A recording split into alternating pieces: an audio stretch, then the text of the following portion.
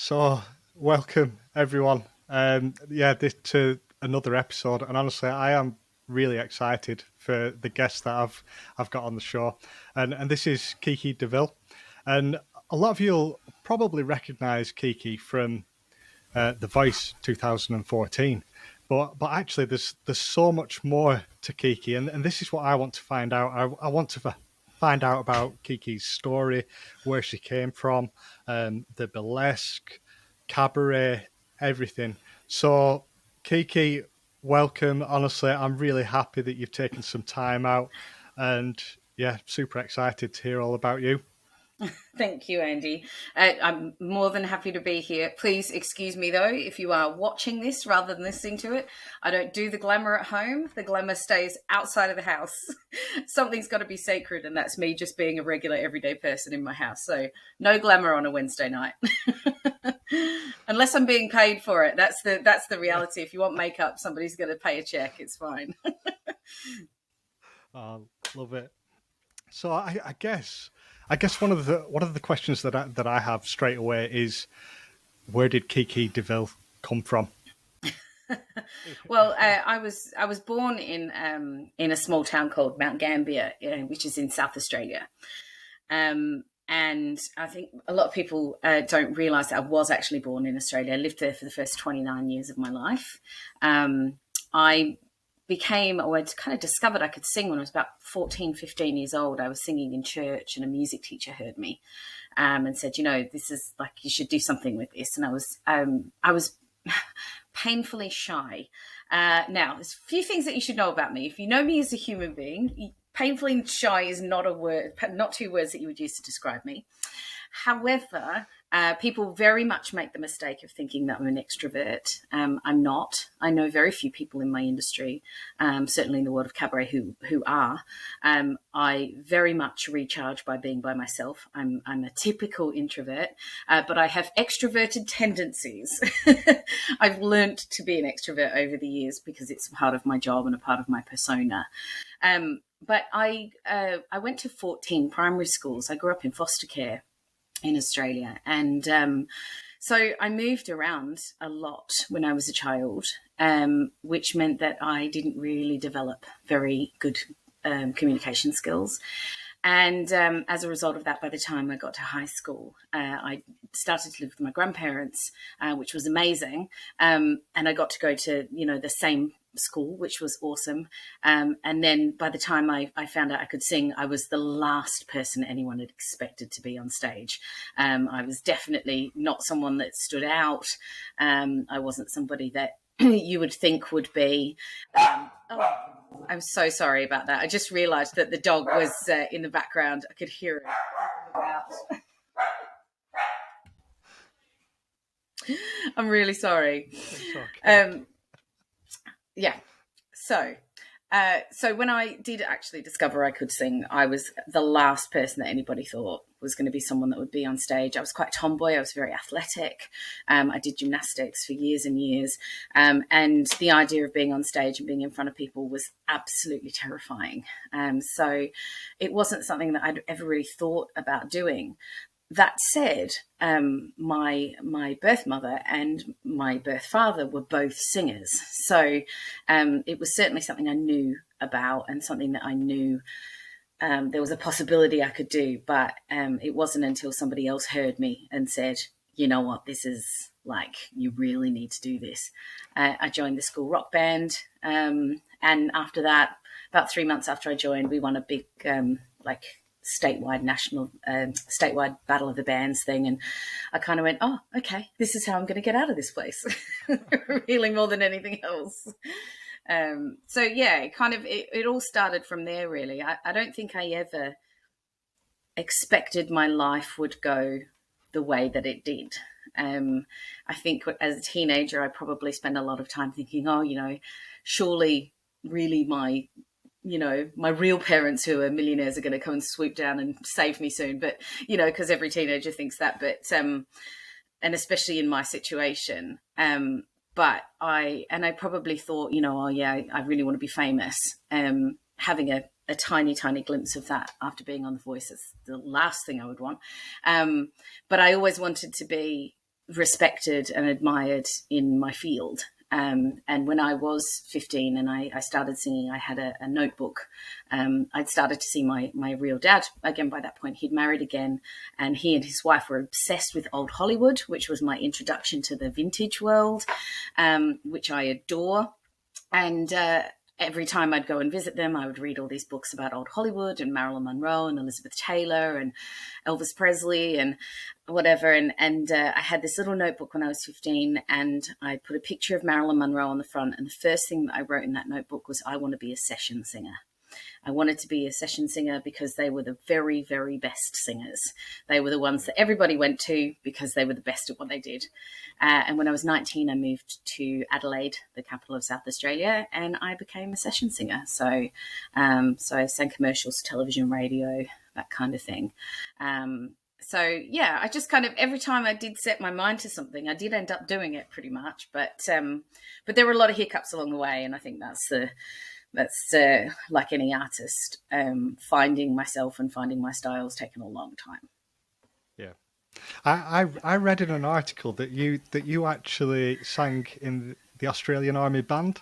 Is that right? Yeah, I did. Yeah, I was the civilian singer for the Army Band in Australia for 11 years. So wow. It's a proper Army corps. They're amazing. They do tours of the world and whatever.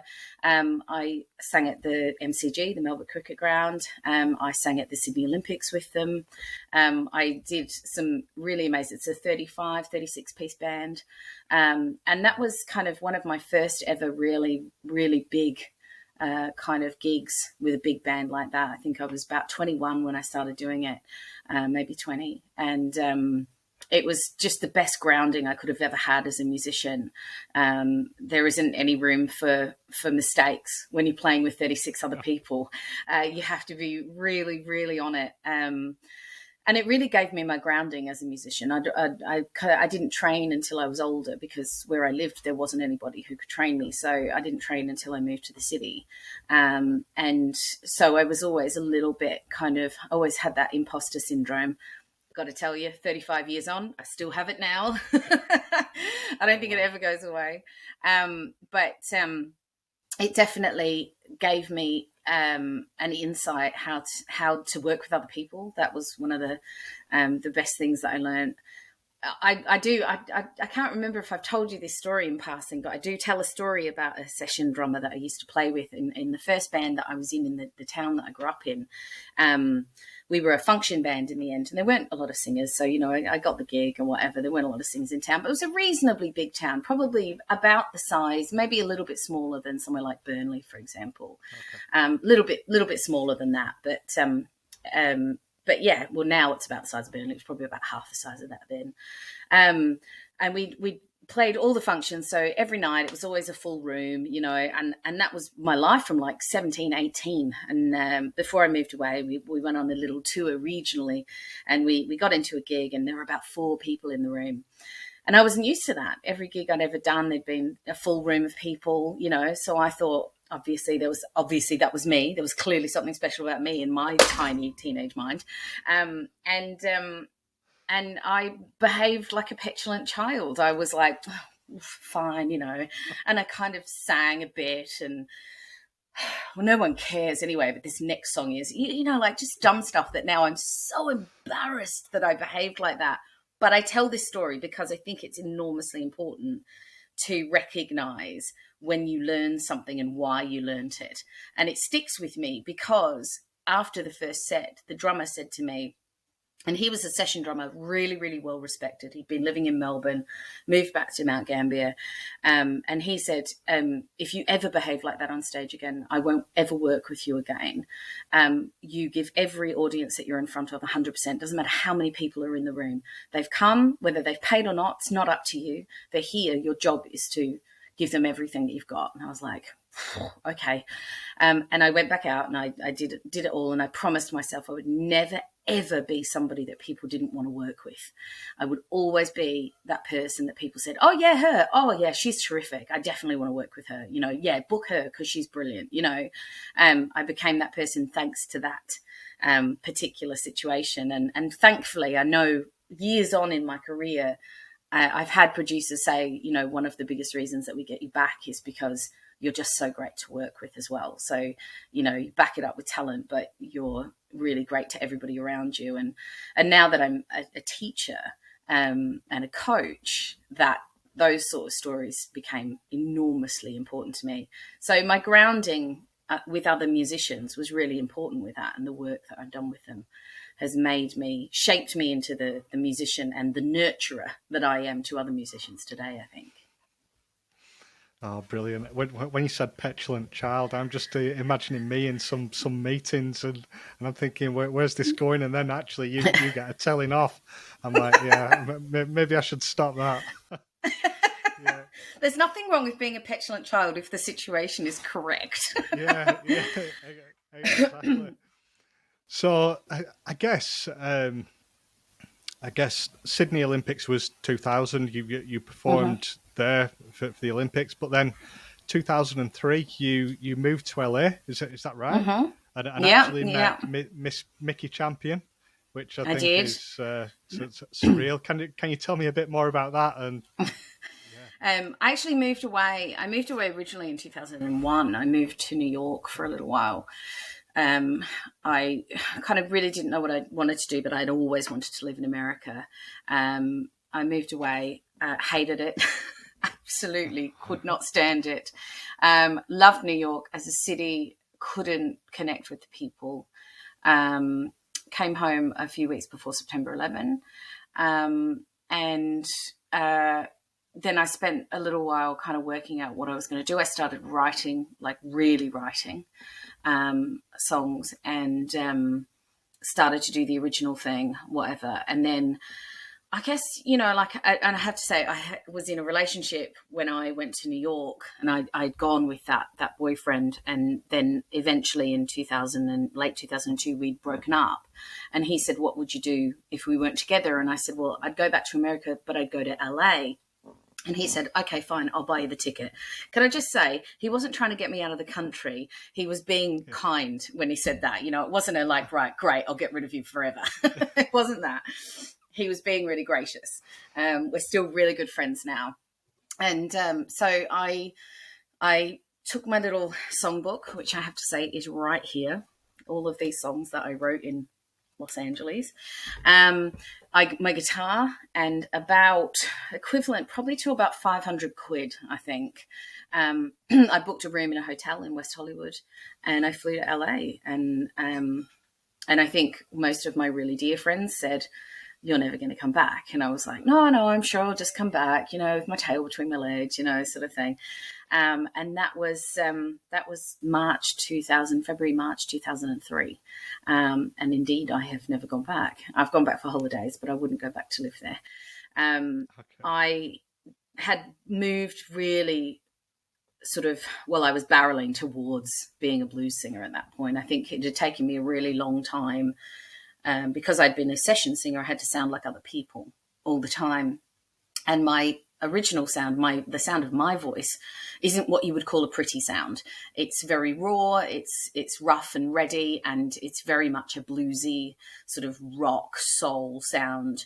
I didn't sound like a pop star. I didn't sound like Kylie Minogue. And I think for a long time, I really couldn't work out where I sit in the industry. And then I heard Billie Holiday.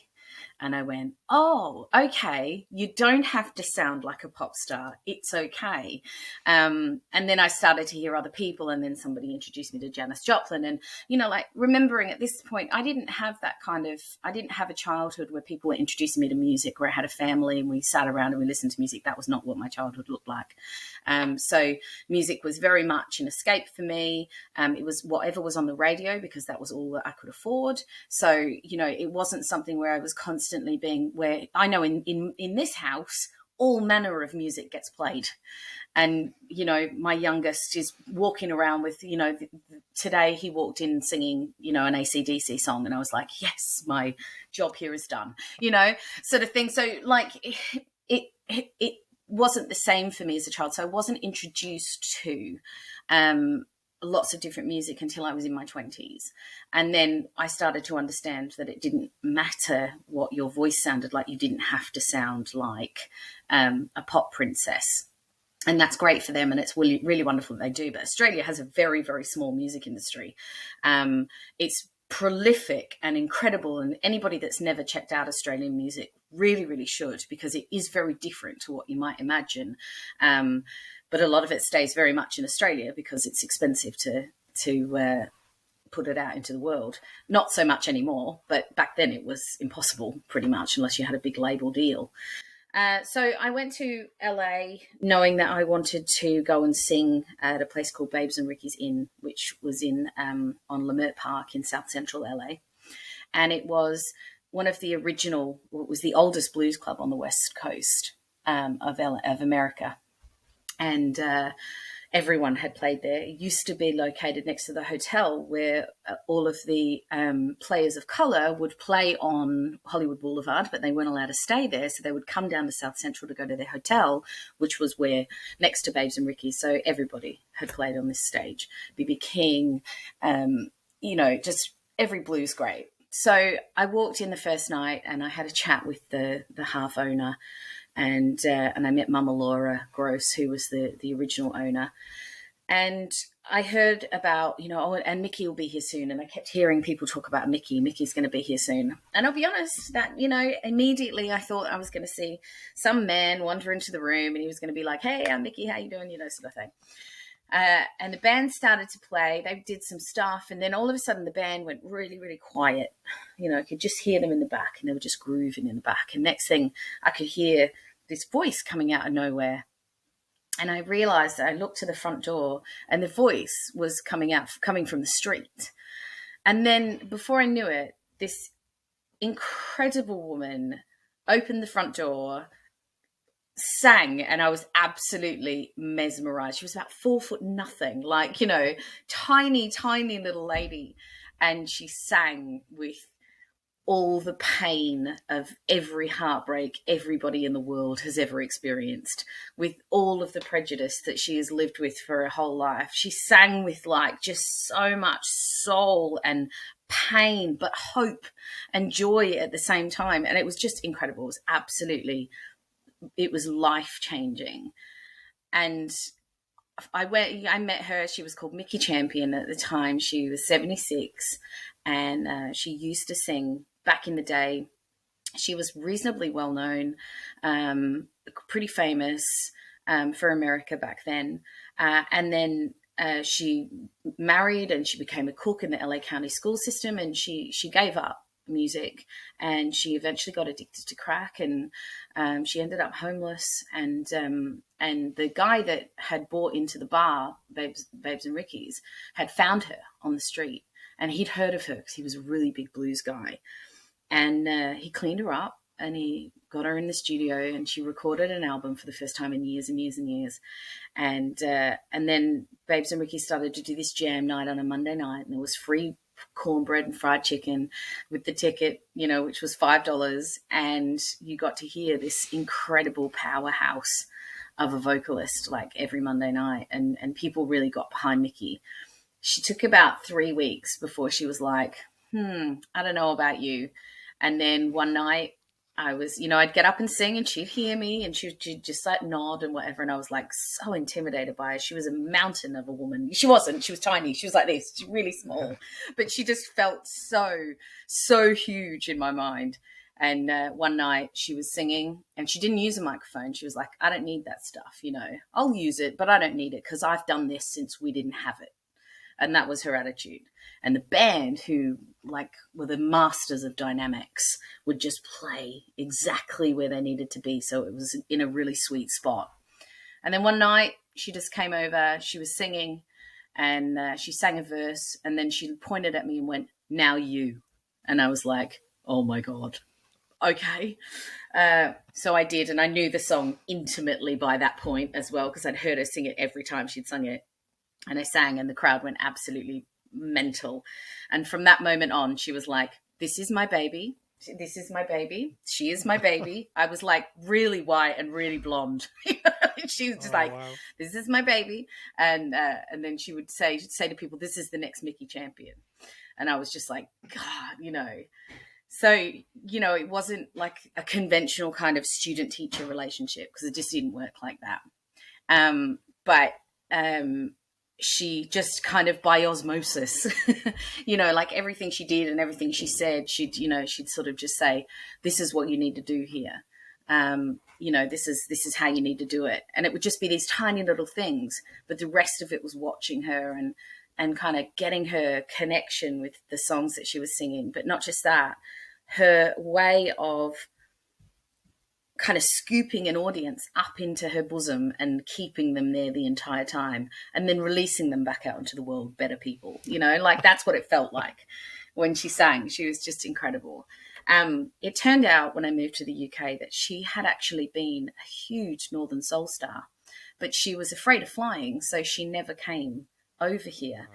And I ended up working with some people who had some of her singles. They managed to get them. She had a great song called Wham-a-Lamb, Bam-a-Lamb, sorry. And they got me these singles, and I managed to get one over to Mickey. When she'd gotten divorced, her husband had burnt her whole trunk full of stuff that she'd collected over the years. Oh, and so she never had a copy of it or anything. This is back before the internet was doing its thing. So, so she died a few years ago now, but she was 86, I think, when she died. She lived a happy life at the end, surrounded by people who absolutely idolized her. And if you love the blues, she's 100%. And every now and then I'll put on her album and my husband will go, is that you? And I think, oh my God, I wish. But yeah, if there was ever anybody that said, do you sound like anyone? I'd say, yes, actually there is somebody I sound like. And that's the only person I'd probably ever say. So, whilst you were in LA, and I think this is probably you actually met your husband. I guess at what point did you actually know you were coming to the UK? Because I believe it was 2004. You ended up coming to the UK. So from singing blues and everything in LA to then UK, which was probably wet and dull. It was the last place I wanted to come. Originally, it was the last place I wanted to come. It was the last place I wanted to be. I'd only ever wanted to go to America. People mistakenly in the UK think that Australia is really just British, but with sunshine. It's not. It's very American in style, and it's very American influenced, far more so than it is influenced by the UK, certainly in the last 40, 50 years. So I had been obsessed with America. I was just like, no, that's where I want to be. It's where I want to go. It's where my music is, all that kind of thing. Incidentally, after about 3 weeks of getting to the UK, I had no money left and I had to sell my guitar to pay rent. And then eventually I started to make money singing and all that kind of stuff. And I also was still living in this hostel on West Hollywood on Melrose and Fairfax. And eventually I got a job there. So I managed to get a job there. So I was working for my rent and making a little bit of money, and I was making a little bit of money singing. And one day after I'd been working there a little while, my manager came in and said, I've got you this. And he bought me a guitar. It was a terrible guitar. It was absolutely dreadful, but it did the job. It did exactly what I needed to. And so every morning I would sit and I would write songs in the courtyard, and then I would go and work in the office. And I became the office manager. And as being part of the office manager, I checked people in. And 3 young gentlemen from England rocked up one day, and they were all from the north of England. And by this point, there were a lot of people that stayed with us from the north, and I'd grown to really love the northern accent. I wasn't so keen on the southern one, but I really liked this northern accent. And my 2 best friends in LA at the time were living in the hostel with me, who were from Bradford. So I'm talking like a real proper northern Yorkshire accent, So none of this I'm a little bit sort of, Manchester. No, proper like Yorkshire. So I'd really come to like this accent, and these three boys checked in, and we had a bit of banter and whatever, and they walked out, and I said to one of my girlfriends from Bradford, that guy in the green shirt was really fit. Now, that's the first time I've ever used that phrase in my life, because that's not what it means in Australia. So, I'd started to take on some English stuff, and the guys actually came to ask if I wanted to have a beer with them after I'd finished work that night. I asked them what they did for a living. One of them said, we work in computers. My now husband said, not in computers, because it's small in there and there's fans and stuff. And I was like, I'm going to marry you. Yeah, Oh, so wow. it's a little bit of insight into Christopher Robinson as well. But yeah, so we did the long distance thing for about 4 months. And then eventually the hostel got sold. So I was either going to have a job at a much sort of smaller role. And I really didn't know what I wanted to do. I was kind of getting itchy feet, wanted to move on a bit, but I wasn't sort of sure what was going to happen. And I rang Chris and he said, well, come here. And I was like, it's really miserable there. I've watched EastEnders. I know what it's like there. I watched the omnibus on a Sunday with all the people here. It's terrible there. Everyone fights. There's murders, And anyway, he said, well, I'm living in Manchester. He went to university in Manchester. So he said, I'm living in Manchester. Come and stay with me. So I went back to Australia to kind of sort the visa out and all that kind of thing. And I moved here on Australia Day in 2004. And he made it snow that day, which was really nice. That was the first time I'd ever seen snow. So that was his fault if you got stuck in the snow that day. I'm sure it was him. We lived in Manchester for a little while, and then we ended up buying a house in Roppenstall, about 20 minutes out of Manchester. I haven't ever really looked back, I certainly never I'd never want to leave here. I definitely love living here, that's for sure. Oh, wow. Oh, what an interesting insight. And I'm not so sure about the Bradford accent. I mean, I'm a Lancastrian, so well, I still love it now. Yorkshire. Well, I mean, I'm right on the border, as you know. Yeah. So, like Arlo's, my 14-year-old accent is a real kind of, it's both really, because Earby is still quite Yorkshire. But I love it. It's so personable and it's gentle. I can't hear it in him anymore. That's the worst part. When you live with somebody and they, I can't hear his northern accent so much anymore. I can hear it in my son, but I can't hear it in him. So maybe it's softened over the years. He does a terrible Australian accent, I'd like to point out. Really bad. Arlo does a brilliant one, but Chris's is awful. So. Oh, wow. Love it. I'm going to ask Chris. He's going to have to do the Australian accent. No, God, it's awful. It's really bad. Yeah. Oh, brilliant. I guess, so, really interesting so far. And honestly, so much has gone on. And actually, you got to the UK, and were you doing any performing when you got to the UK? I did some bits and pieces. I kind of, I did some like blues jams and stuff. There was a very, blues and folk are very intertwined here. They certainly were nearly 20 years ago. So there was this very clinical audience situation happening. And for me, having come from an American blues and then an Australian blues and, musical background, I didn't know how to navigate the audience here. Couldn't understand, there was it was just all. Yeah. And I was like, did you enjoy it? What, like it was just, oh yeah, it was brilliant. I'm like, oh, okay. All right. Well, maybe show your face, sort of thing. It was just sort of, it was quite, it was just, it wasn't warm. It was quite cold. And it's not because I don't think people love the blues here, because of course they do. There's loads of blues festivals, they love it. But it's really, I've watched it over the years. I've watched it evolve into more of an American style appreciation of the blues when you're in it here. It wasn't then. And because I'd just come from America, I was very much unapologetically singing the blues. And I remember doing a show with a guy who used to do a blues show on a BBC, like one of the local stations. And I sang the song or whatever. And, you know, I will say I used to get a little carried away. You know, I was in that moment when I was doing it. He went, "Oh, well, you get a little bit carried away, don't you?" And I was like, I'm sorry, it's the blues. Like, what do you want from me here, kind of thing. Yeah. And I have to admit, it really, I kind of went after that. I just don't know if I can be bothered with this. You know, like, do I want to start again? You know, like I'm going to have to build everything up again and whatever.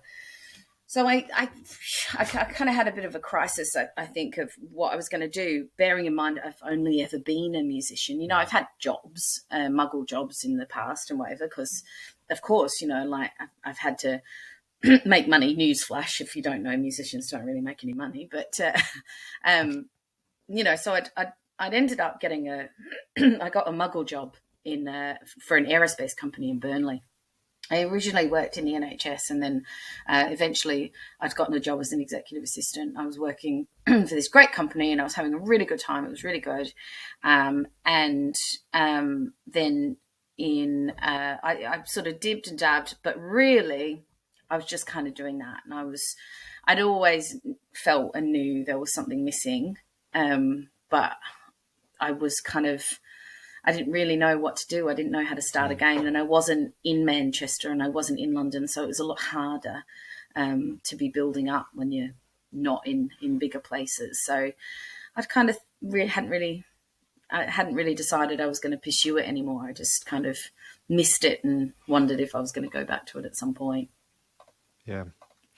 I guess you mentioned crisis in there as well, and I suppose this is probably a good time to move to the events of 2007, because you could say that in itself, you know, the different levels of emotion that you went through, and I think that only you can tell this part of the story.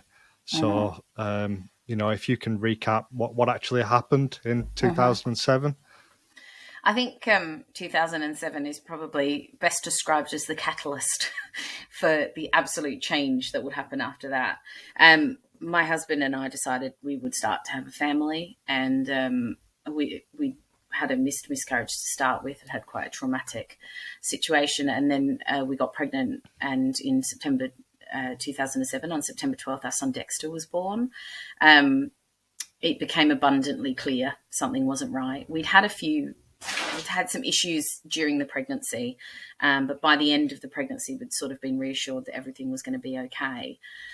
After the first night, he got put in special care, and the next day he was diagnosed with a rare disease called Zellweger syndrome, which is a peroxisomal biogenesis disorder. So it's a metabolic disorder at cellular level. So it's fundamentally something is missing, and so therefore incurable and unsurvivable. I will point out, for anybody that Googles it, it is a spectrum of diseases and a syndrome. It's very confusing. Zellweger syndrome and Zellweger spectrum can be the same thing, but also are not the same thing.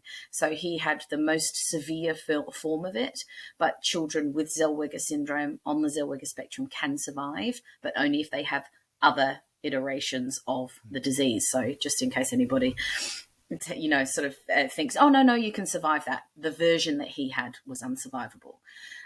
We were told that he would only survive at the very most 6 months, but in our geneticist's clinical experience, it would only be a few months.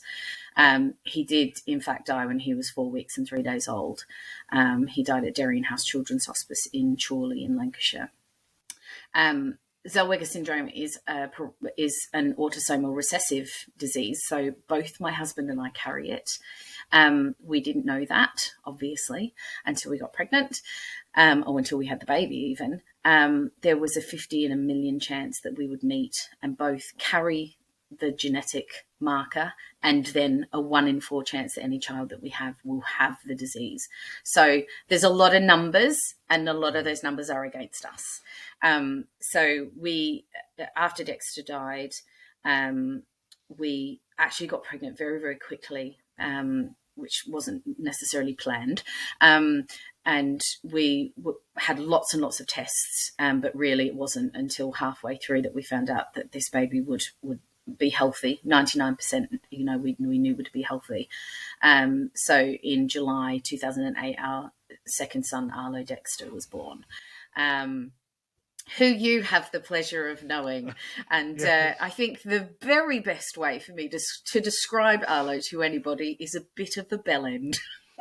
Oh, wow. He's amazing. He's so funny. He is so funny. He is definitely a rainbow baby who has benefited from being expected and adored and realized, and he changed everything for us in a time that I still say now, when Dexter died, all the light went out in the world for me, and I never ever thought I would know joy again.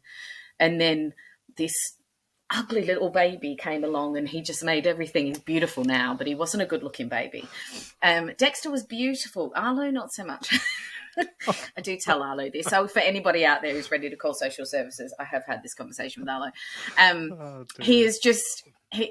my favourite thing about Arlo is he can make you laugh on one hand and infuriate you, and then he'll be the kindest, most generous, lovely child that you'll ever meet. And the fact that now he's doing his GCSEs and he wants to be a physiotherapist and work with children with special needs like his brother, those are the sorts of things. So when I talk about him the way that I do, it is with massive affection. But I'm being honest about it. He's just but we were once we'd had Arlo, and I sort of had gone back to work and whatever. I guess it was just that kind of, is this it? Is this like when we weren't going to have any more children? We'd made that decision quite quickly because of the disease. I couldn't bring myself to do it again. We made that decision, and then it just sort of became kind of. It really did feel like something was missing, and it wasn't Dexter, because I knew what that felt like then. So there was another grief that I couldn't quite put my finger on, and I think it kind of made me realise that. So I started to, some friends of mine owned a cafe, and I met a guitarist, and we started to do a duo together. And one thing I kind of realised was that I didn't want to do the same sort of stuff as everybody else. I wanted to do it in a different way, and I wanted it to be conversational. I wanted to have fun with the audience and that kind of thing. I'd always felt that. I've always been a huge fan of people like Bette Midler and comedians who do that sort of thing, but I didn't know how to do that. Turned out I ended up getting invited to sing in the interval at a burlesque that a girlfriend of mine was putting on, and I sort of went, well, I don't know what that is, but it sounds fun. Yeah, I'll come and do it. Did the show, sang a song, crowd went absolutely mental, and I went, this is it. I'm home. These are my people. This is where I'm supposed to be. So I kind of started to research, burlesque and cabaret, that kind of thing. Very quickly learned that cabaret means a very different thing here. There's a real disparity between the way that it's spoken about in this country compared to other countries, specifically in Europe and Australia. Cabaret is a very, very different thing than what it is referred to as here, where here it's been given this amateur status as though, it's just a bit cabaret, and actually it couldn't be further from the truth. Doing what people in Blackpool do, that kind of thing, that is really hard work. It's not the cabaret that I do, but it is very, very impressive. But it's been given this bad reputation by judges on reality shows saying, well, it's a bit cabaret. There's worse things to do than to want to please an audience, as far as I'm concerned. So I kind of moved into that world. That was 12, 13 years ago now. And after a little while, I kind of realized, actually, I just did it as a singer. I never wanted to be a striptease artist. I love the artistry of it, but it wasn't for me. But I wanted to be in that world, and I decided to become a host. Right. So I started to do that, started to dabble in it, realised that actually, that was the thing, but I wanted to be funny. Funnily enough, I've never been as funny as since Dexter died. You know, Right. Okay. it's actually quite a lot of comedians who've lost children. It's one of those very weird phenomenons that I think when you've lost a child, there is a darkness about you. There's something about you that never ever changes, that never ever does see that light again. But you kind of have to push through that and past it to kind of work through life, knowing that darkness is there. And this gave me an outlet. It gave me a way to feel good by making people laugh and making them feel good. And that kind of was a really big part of my healing process. It also meant that I could do things again. It was always really tough for me when Dexter died and we started to do a lot of charity work and we wanted to do fundraisers and stuff. It was really hard for me that I didn't have this incredible pool of musicians to call on like I did in Australia. So I didn't have that, and that was really frustrating. So I didn't ever want to be in that situation again. So I kind of worked in the Northwest, which has a pretty good burlesque and cabaret scene, and did back then. Worked and then eventually I got asked if I'd audition for The Voice. I had tried before, but I was really, really bad at auditioning. Okay. It had gone all the way back to, and this is a parable for anybody that teaches. When I was 19, I moved to the city, and I was, like I said, I was a bit of a tomboy, but I'd been in a band for a while then. I kind of knew how to dress, and whatever, but I wasn't overly good with makeup or hair or anything. But I was, I was never somebody I would have said, was ugly. I wasn't, wouldn't be a word I would ever have described myself. Even as a teenager, I would never have used that word.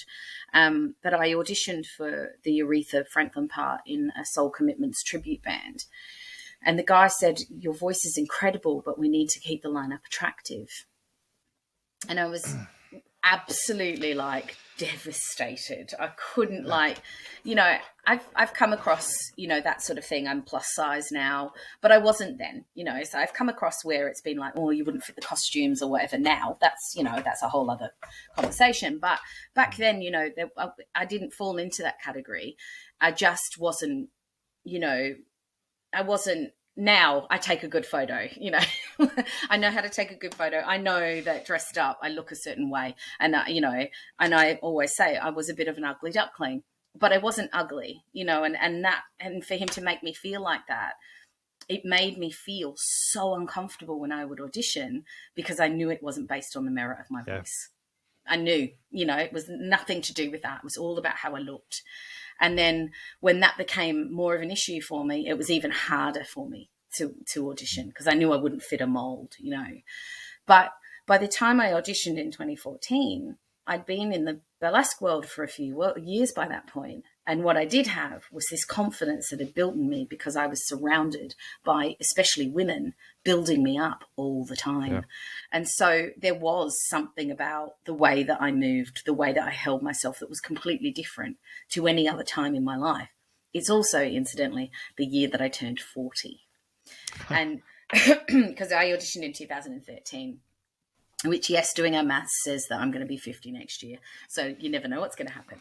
It was the year I turned 40, and no matter what anyone says, there is a confidence that comes with turning 40. I certainly know for a lot of other women I know, for people, that makes you go. And I think I just walked in going, I am who I am.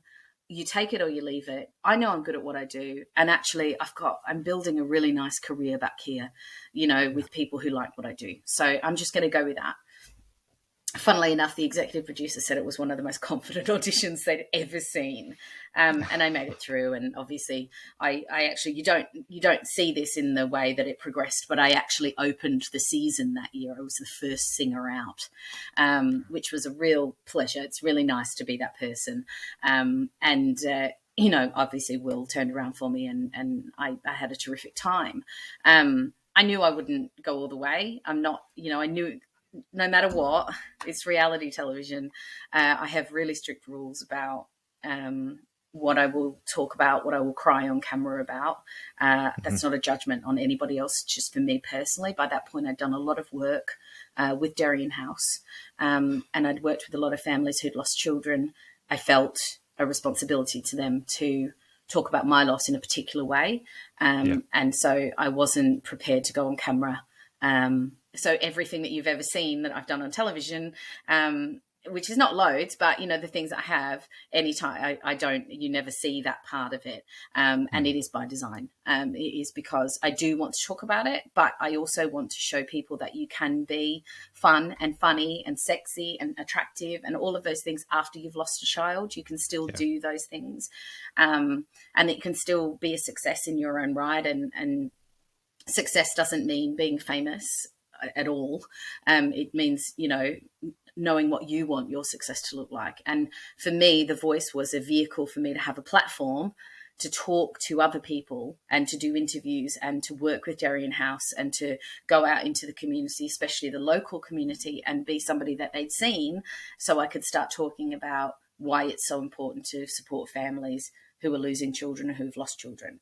So for me, it was very much a big part of my healing process to be able to create awareness around bereavement, and then also around children's hospices, which are grossly underfunded. They receive about 7% of their funding from the government. The rest all has to be fundraised. And somewhere like Derian House costs £5 million a year to run. So, you know, that's a lot of fundraising. So, you know, I wanted a vehicle that I could go out and talk about those sorts of things. And at times it makes people feel uncomfortable. And that's exactly what we need. Change does not come without discomfort. So, absolutely. Yeah. So yeah, 100% so that's kind agree. of how exactly. That's kind of how I got to that point. And then, you know, thankfully, The Voice, in terms of my career in burlesque and cabaret, didn't really do anything for me because that's not the world that I was working in. But it did tick the boxes for what I wanted to do with charity work and that kind of thing.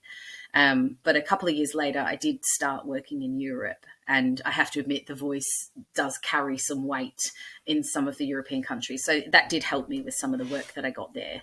But a few years ago, I started working with a German, old East German rockabilly band called the Firebirds, who I have, unfortunately, because of COVID, I haven't worked with since then. But hopefully we'll go back to working with them as their kind of diva, their singer. They've been together for 30 years. A fantastic band, really quite famous in Old East Germany. So I had the great pleasure to start really just mostly working in Europe up until COVID. So I built an amazing reputation, which was really great. And I won some awards and whatever. So I sort of managed to get to where I wanted to be.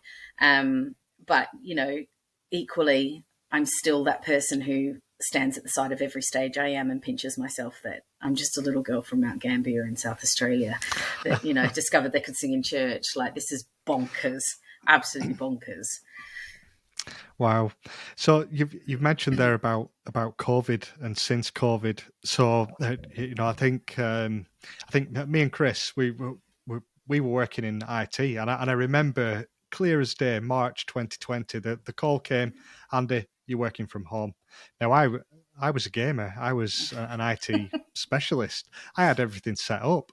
But you being in the arts industry, that must have been hell. Where were you, and what was the impact? Well, I was in Germany at the time on tour, and we'd been hearing, you know, we'd been watching the news because we were doing 500-600 seat theatres every night, and we were having meet and greets with the audience after the show. So we were touching people all the time, and there was a cast of, I think there's about 12 of us plus the crew. So we were all right with each other, but we were coming into contact with new people every day. We were in Germany, based out of Dresden, and then we went to Austria. We went to Vienna to do 2 theatres in Vienna, and things started to go really wrong. And they rang, and they rang on the way to the venues, and they said, "Look, you know, we're not sure, but the state theatres are closing down. We're a private theatre. We don't know what we're going to do yet, but we might close down in, you know, solidarity with the state theatres." And in the end, they did. So we both of our tour dates were cancelled in Vienna. We drove out the next day to drive back to Dresden, which was where we were based for the tour. And they were literally closing down shutters. They were shutting down Vienna. And we got back and we did one more night where actually they closed the theatre an hour before we were due to go on, and they let us go back on. And it was they let us go on, but they didn't tell us that actually the town had then been shut down, but we didn't know. So we went on, and it was really weird. There was about 25 people in the audience. We were like, what's going on? Like, it's really weird. So it turned out they just sort of shut everything down. We went back and we had 2 nights, and then we were going to go to Dusseldorf, which was the epicenter of the disease in Germany at the time. And we were starting to get really panicked. And one of the cast members has COPD. So she has a lung condition. Right. So we were beginning to get a little worried, and I was more concerned about anything that I wasn't going to be able to get home.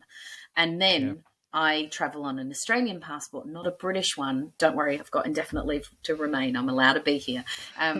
But I then panicked that they would rehome me to Australia, not to the UK, which I know it seems ludicrous now, but at the time, this was unprecedented. And we'd never seen anything like it before. And governments were panicked, and I didn't know what they were going to do. So I was really starting to panic. And one of the producers was like, it's okay, you can stay with me. I'm like, not really the point. I kind of just like, anyway, we sat on the Friday night, we sat and the whole cast sat together, and we drank all the wine in Germany that night. And at 10:30, the producer rang and said, Dusseldorf's off. We're going to have to cancel the tour now. We'll pick you up at 7:00 in the morning. Your flight's at 9. I walked back through the airport in Berlin. I walked through security, and there was me and one person working in security. It was the most surreal moment of my life. It was like something for like 28 days later. Oh. And I got on a plane from Berlin to, I think I had 2 flights to get me back quickly. I had to have 2 flights because otherwise I was going to have to wait too long. And the first flight had about 6 people on it. And we weren't wearing masks. We weren't doing, but it was just this really strange kind of loneliness of, I really need to get home. At the moment, I'm in shock. I don't even know. And everyone kept saying to me, it's okay, it'll just be a few weeks. Now, in my 20s, I decided that there were 2 things I was very, very interested in. One of them was serial killers, and the other was viruses. So in my 20s, I read every book ever written, released to the public on how viruses work. It's really weird. I think we can all agree now that we know I have ADHD, but back then I didn't know that. So my hyper focus on viruses came out. So I was sort of saying to people, I think it sounds a little bit more serious than that. I don't think it's just going to be a couple of weeks. And eventually people were like, you need to stop being so negative. And I was like, I really think you need to it's not going to be a couple of weeks. Anyway, I came home. It was a good 6 weeks before England shut down. Which was a little concerning for me because I'd just been somewhere where it was really like people were frightened. And I came back and it was like, what are we doing? Why is everybody still doing stuff? This is weird. Anyway, in the meantime, about 13 years ago, I started a singing school. I started to teach. And thankfully, I've done that all this time. I've never stopped teaching. I've taken breaks to go on tour and that kind of thing, but I've maintained teaching. And I think the fortunate thing for me, I don't think without technology music can exist these days. It can happen, but getting it out there and having it be a part of people's everyday lives involves technology. And I live with an IT guy, which means a lot of the time things don't work because, like I said to you, if you've got a plumber, you've always got a broken toilet. And I'm constantly yelling at him about the internet, even though it's almost never his fault. It's just almost never. He does decide to change things up every now and then, which drives me crazy. But thankfully, because oh my God, why is my dog in here? Seriously, sorry. I'm so sorry. It's like having a family full of people, and now the door is going, and the dog's like, this is. This is not fun for anybody.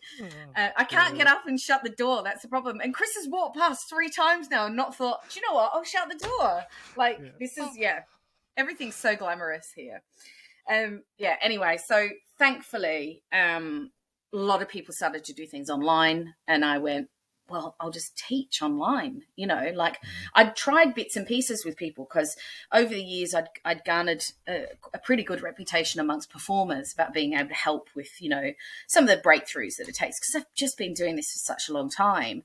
And as well, being a host, there is a different relationship that I have with an audience now that I didn't ever have as a singer, as when I only sang. So, I'd done some stuff online and it had gone okay. But I mean, at the time, everyone was doing stuff.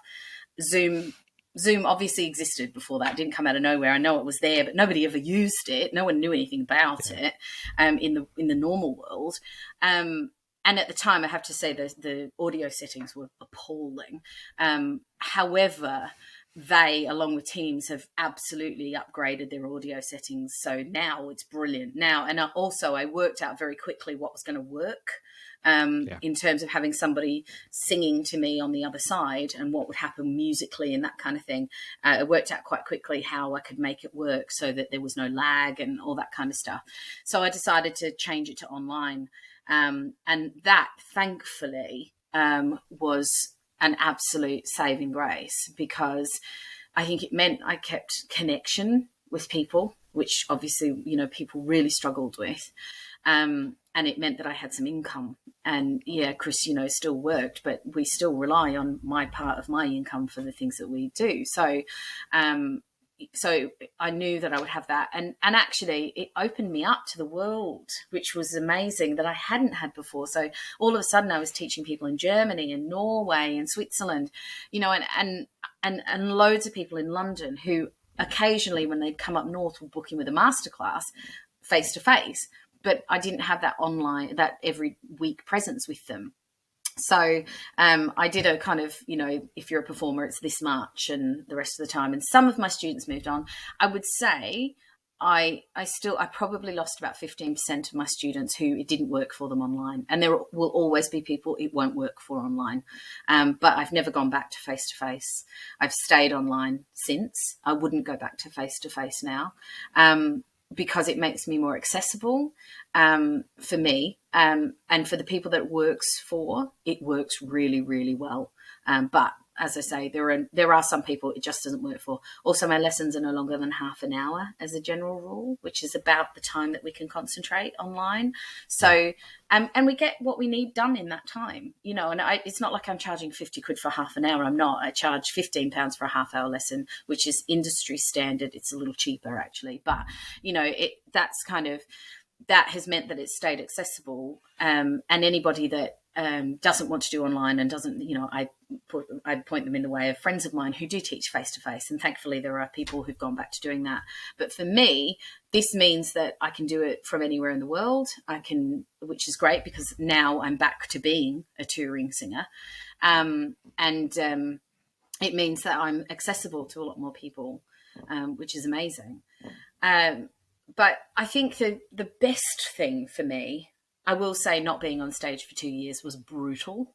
And as somebody who, I will just say, relies on that validation, really probably heavier than I should, because I'm an artist, for my mental health, probably wasn't great. However, in my particular situation, the time with my family was invaluable, because I hadn't had that the last few years before that. I had been touring constantly and I was away a lot, whereas COVID now has opened it up so that should I go back on tour and do, for example, a dinner show in Germany like I did the year before COVID, where I was gone for 2 months, the boys came out to me once, I came home a couple of times. Now we have the option that as soon as Arlo, finishes school in the half term, he can come out and stay with me, and it doesn't matter. And Chris can come out and he can work from there. So actually, in a lot of ways, it's opened things up to make my career easier, even when I'm back touring. But the main thing was it gave me time that I hadn't had for a really long time. And so I went back to songwriting. And if anybody that's known me for a long time knows that probably my biggest dream was to be a songwriter. If I could write songs every day and that's all I ever did for the rest of my life, it would be a dream. I would love to do that. It's always been what I've wanted to do. I have a lot of insecurity about it because it's incredibly exposing. It's very vulnerable. But I ended up winning a place on a songwriting course that was being run by Chris Difford from Squeeze. And on that course, there were about 12 of us. And on the first day, I got paired off with a guy. And we had to write a song in like half an hour or something. But we really hit it off. We just absolutely hit it off straight away. And we kind of kept in touch for the rent of the week. And he sent me a message and said, when this is finished, let's stay in touch. And I was like, yeah, amazing. That'd be great. He said, let's do a session. And in that time, I kind of thought I'd always wanted to write a song for Dexter, but I couldn't get it out. I knew I couldn't do it by myself. And anyway, I sent him a message. And I said, well, actually, I've had this idea for a song. It's for my son. And I'd already told him about Dexter. And I sent him the voice note and he said, let's do it. We've got to do this. We have to do it. And in the meantime, when we'd been doing this course, he'd helped me set up a studio at home. He'd said, this is what you need to get and I'll help you set it all up. He lives in Buckinghamshire. And it turns out was actually an already really established songwriter who has sync deals. So he has music in Criminal Minds, Supergirl, like movies, that kind of stuff. And he had a deal, but he's in the shopping for another deal at the moment. But anyway, so it turned out he was already super experienced in producing or whatever. He's incredible. His name is Angus Powell. And so we wrote my song for Dexter, which is called The Day, and we released it that year on child loss, baby loss awareness month. We released it in the October, just close to the anniversary of Dexter's death, which is the 15th. And I kind of thought, you know what, this was really hard, but actually it was really cathartic and there's something really amazing. I know that I've got this song for him now. So we decided that actually this might be really good. We could do this for other people. We could do it for other bereaved families and maybe we could, like give them something that they wouldn't have had for their child. We applied for some funding, got knocked back. And then Derian House, by this point, about 4 years ago, Derian House asked me to be their patron. I have to tell you, other than raising my children, it is the most proud I've ever been of anything I've ever done. It's all I'd ever wanted since Dexter died was to be their patron and go and talk about them and rave about the incredible work that they do to the rest of the world. So, and I passionately take that post very, very seriously. So they had said, we've heard what you're doing. How do you feel about doing a pilot here? We'll give you some funding and you can work with 10 of our families. So we did it. So in November 2021, we released our first album. Our company is called The Keepsake Circle. And the first album is called Chapter 1. And we are in the midst of at the moment, we're just in the final mixes, just about to do mastering on Chapter 2, which is being released on the 27th of November.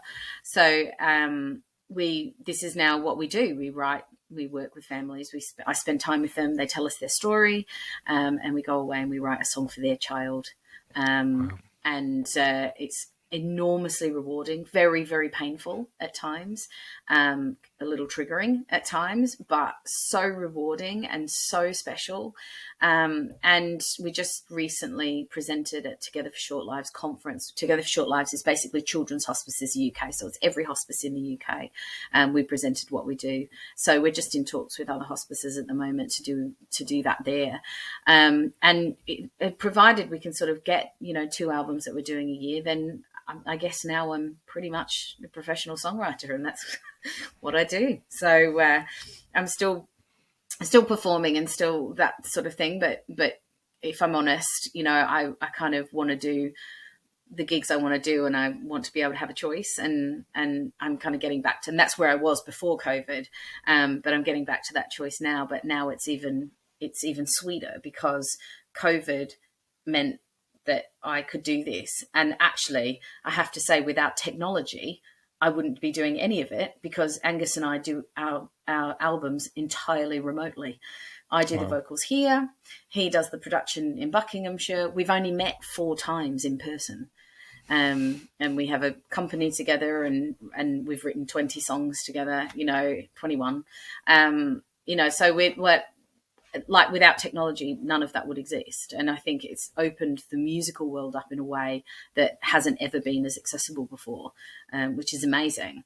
I think you have to remember that is always going to be that there will be some not great stuff out there as well, but that comes with the arts. You have to allow people to experiment and find and do stuff that you don't like. There's always stuff that you don't like.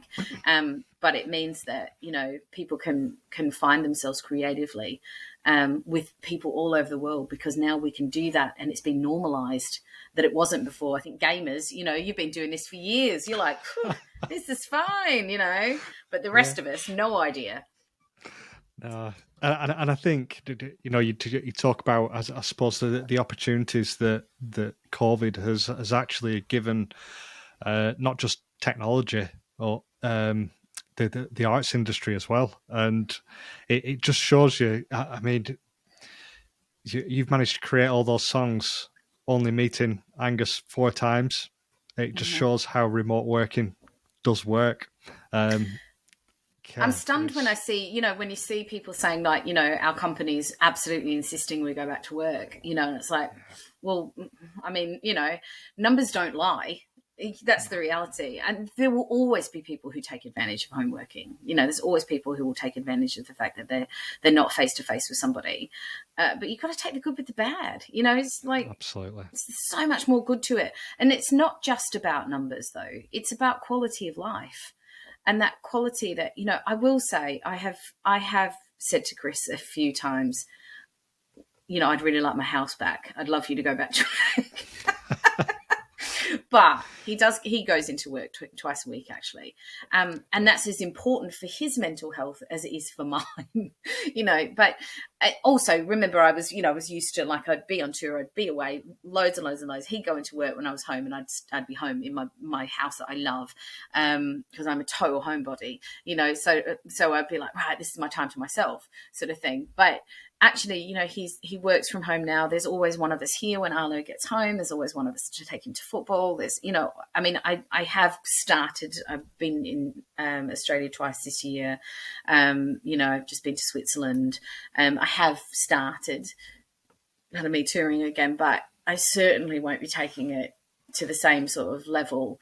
I'm in London every Saturday in November this year instead, rather than being, somewhere in Europe. So, and then just, if anybody is listening and thinks, oh my God, it's so glamorous. So this year I have gigged, all over the world, and it's amazing. And my last big gig was in Switzerland. My last gig on Saturday was at the Ned in London, which is a very, very posh hotel. But every Friday and Saturday in December, I'll be in, yep, you guessed it, Grimsby. So, it's a brilliant gig, and the gig is amazing, and the venue's awesome, and the people are brilliant, and the pay is exceptional. So, it's a really good gig, but it is not all glamour. So, Grimsby. Oh, brilliant! I'm pretty sure I have somebody in my team who supports Grimsby. So, yeah, it's really good fun. I host a regular burlesque there every 3 months, and it's a brilliant crowd. They're really good fun, really invested, and I do their Christmas parties at this venue. So, it's really good. But I think anybody that's in the music industry now that isn't looking at technology as a way of making their life a whole lot easier is missing a trick. Because it really does. It helps when you know somebody who can talk you through it. But I'll be honest, the majority of the stuff that I have to do on Mac, and Chris doesn't know anything about Apple stuff. So, so I'm usually off to my songwriter to go, oh, can you fix this on my Mac? But in terms of network and actually, what I will say is I had a little panic when I had to sign a contract for the latest album that we did. We had to do some data protection stuff, and we were up until like 11:30 at night, Chris telling me all this stuff that I needed to write down into a contract. That the next day they just went, okay, fine. And I was like, oh my God, they spent loads of time on that. I feel like I'm an expert at data protection now. But Chris knew like everything that he needed, you needed to know, So even just that, like, I think because I've worked in the real world as well, I have a real appreciation for understanding how business has a place in music. And I was lucky enough to work in organizational development when I worked at the aerospace company that I did. So I learned a lot about strategy and planning and marketing and how to make a business, work. And it has been a big part of my success has been planning and having a strategy and having goals and having results and drivers. Yeah. And, every year I sit down and I do a big sheet of drawing where I go, and I want this and I want that and I want this and I'm going to do this to do that, sort of thing. I'm really geeky when it comes to that kind of thing. Chris tries to get me to do spreadsheets, but that's, I draw the line at spreadsheets. Just not on a Mac. Yeah, not on a Mac. Yeah, no, because, actually we do everything on Google Docs these days. So, it's, so. Isn't he an architect? He's a systems architect, yeah. I have to be careful when I tell people that, though, because everyone thinks he designs houses. I'm like, no, he does some mystery thing with, like, clouds and stuff, and I don't know what it is, and as far as I'm concerned, he's probably a hacker, but we're not rich, so maybe he's not. But then again, I guess all hackers aren't rich, are they? So, I don't know. He's hoping. Love it. I guess honestly, what's next? What's next on the agenda? We've got another album for Derian House next year, and we're just in negotiation for an album with a hospice down south. We've got a couple of meetings with another few places, which is really exciting. That's the dream, is to be working with. The idea is that we create relationships with the hospices that we're working with, so it's not just one singular album that we do for them, because none of them have just 10 families. They have hundreds of families that access their services. So, ultimately, I want us to do what we do. I would love it to be something that we were able to do internationally, but for the time being, I want to get to as many hospices, eventually have an outreach program. 63% of children in this country die outside of palliative situations, so away from hospices, hospitals and whatever. So there's a lot of need for for therapeutic intervention, and especially therapeutic intervention that is less formal than counselling, because one of the things that we've realised is that we get a lot of dads who are involved, and the numbers are something like 5 to 7% of dads get involved in conventional therapy, but with our situation, with what we're doing, we get at least 50%, which is a huge number, building on that conventional intervention. So there's a lot of need for what we're doing, and a lot of opportunity, and ultimately that's what I'd love to be doing full time. I don't think I could ever give up performing. I think it's just such a part of who I am, and also, it gives me a chance not to look like this a couple of times a week, which I love. Love makeup. I get to wear gowns to work, So, but I think it just looks, I'd love to go back to doing the German stuff. I'd love to do a dinner show once a year, just because it keeps me absolutely alive as a musician, because I get to work with a live band and whatever as well. So, I do want to continue to do that. I've toyed with the idea of going more into comedy, but then just realised it's such hard work. And it's just, I'd have to start again essentially and whatever. So I'm a bit like, I'm just at the moment, I'm a little bit sort of, right, okay, what do I do? Where do I do it? But the songwriting thing is really, that's for me, that's the dream. Eventually I'd love to be someone that could write with and for other people. But I need to put more work into it to do that. But equally, the work that I'm doing now sort of ticks the boxes of everything that I'm passionate about. I'm passionate about music, but I'm also passionate about giving bereaved families a platform on which to tell their stories. And that, I think that's the most important thing I could ever really do. Yeah, I mean, it's amazing what you're doing. Just me sat here and listening to everything that you're doing for Derian House and those bereaved families. And I know you can't help absolutely everyone, but those families that you must help, how they feel, it must just be amazing, because it's a legacy, isn't it? That's the clinical director at Derian House said that to me. She said, "This is your son's legacy. This is it's difficult when you lose a child to ever understand how their death isn't in vain. And nothing's ever going to bring him back, but it's my job to keep his memory alive. And I can do that doing this, and I do that, and I get to talk about him, and I get to tell his story as much as I get to, at the same time, I have 20 other children who I've now embraced as part of my family, who sadly I never got to meet, but who I feel like I know because I've heard their story and I've listened. And one of the things I think that makes us successful at doing this is the fact that the families do tell us the most honest version of their story, because they know I've sat where they're sitting. And that's the thing that makes the big difference, is that when you have that shared experience, unfortunately, when you lose a child, you become a part of a club that you never wanted to be a member of. And there is a way that we communicate with each other that we couldn't communicate with other people. And that's what makes it special, is that they feel like they're able to tell me the real truth, and without protecting anybody. And that's, if I can do that for as many families as possible, it'll be amazing. Yeah. So I think we are now well out of time, and I've kept you talking for so long, but really do appreciate it. Any final words from you? Thank you so much for having me. You know that I'm really passionate about, certainly my community as well. I'm a very grateful human being, and I'm so grateful to feel really supported where I live as well. The community around here is great, and it's a no matter what, I know things seem really crazy a lot of the time, whatever. This is a fantastic country to live in, full of people who really do care. And I've never seen community done so well as it is done in Britain. And, I think that's something people can really be proud of.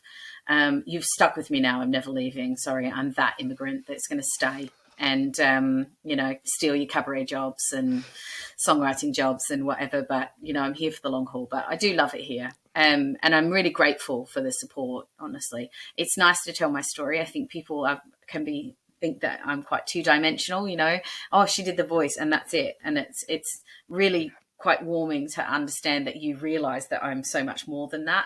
I loved it. It was a brilliant thing that I did, in terms of how much fun I had and the experience, whatever. But my career is actually multifaceted, and it's really nice to get a chance to share that. Yeah, well, do you know what? Thank you again, and yeah, this has been Kiki Deville, and absolutely loved hearing your story. So thanks again, and yeah, have a good Christmas and New Year. I know it's Thank only you. November, but it's unlikely. Well, no, that, it's around the corner. it'll soon come by anyway. Absolutely. And yeah, just any support that people can do for Derian House, I would say, if you watch this and there's something that you can give for Derian House, then please do. All the work that Kiki's put in and supporting other families, I'm pretty sure that people can pull together and do something else for Derian House. So brilliant.